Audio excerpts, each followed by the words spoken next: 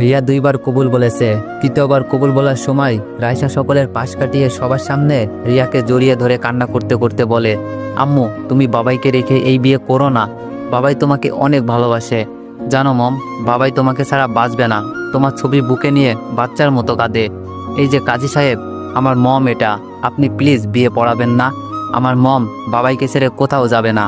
এই যে আঙ্কেল, বর্ষে যে বসে আছেন কেন? আপনি জানেন না এটা আমার মম? আপনি এত পচা কেন? আর আপনারা সবাই হা করে তাকিয়ে আছেন কেন? আপনারা জানেন না এটা আমার মম? এমন সময় রিয়ার বাবা আসাদ সাহেব রাইসার মুখে ঠাস করে চর বসিয়ে দেয়। ছোট লোকের বাচ্চা, তুই ছোট মুখে বড় কথা বলিস কেমনে রে? 6.5 বছর বয়সী রাইসা চর খেয়ে মাটিতে পড়ে যায়। রাইসার করুণ চোখে রিয়ার দিকে তাকায়। মনে মনে ভাবে মম তাকে বুকে জড়িয়ে নিবে, কিন্তু না। আমি ক্লাসে ভর করে বিয়ে বাড়িতে ঢুকলেই বুকের ভেতরটা কেমন করে ওঠে। মনে হচ্ছে বুকটা আমার পুড়ে যাচ্ছে।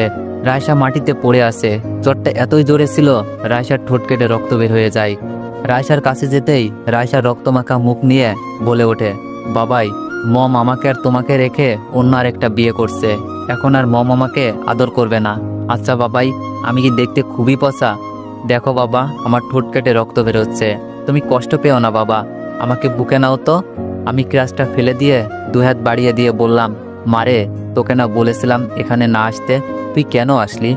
রাইসার রক্তমাখা মুখটা আমার হৃদয়ে থাকা ছোট্ট ঘরটাকে তছনছ করে দিচ্ছে। রাইসার গালে 5 আঙুলের ছাপটা যেন আমার কলিজায় দেখা যায়।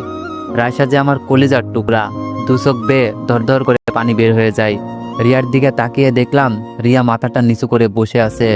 বিয়ের সাজে রিয়াকে খুব সুন্দর লাগছে। আকাশের চাঁদটা আজ আকাশে নেই, জমিনে নেমে এসেছে। রিয়াকে এত সাজতে কোনোদিন দেখিনি। আমার সাথে রিয়ার যখন বিয়ে হয় তখন 1 পাতা টিপ আর টাউন হল মার্কেট থেকে 560 টাকার একটা শাড়ি ছাড়া কিছুই দিতে পারিনি।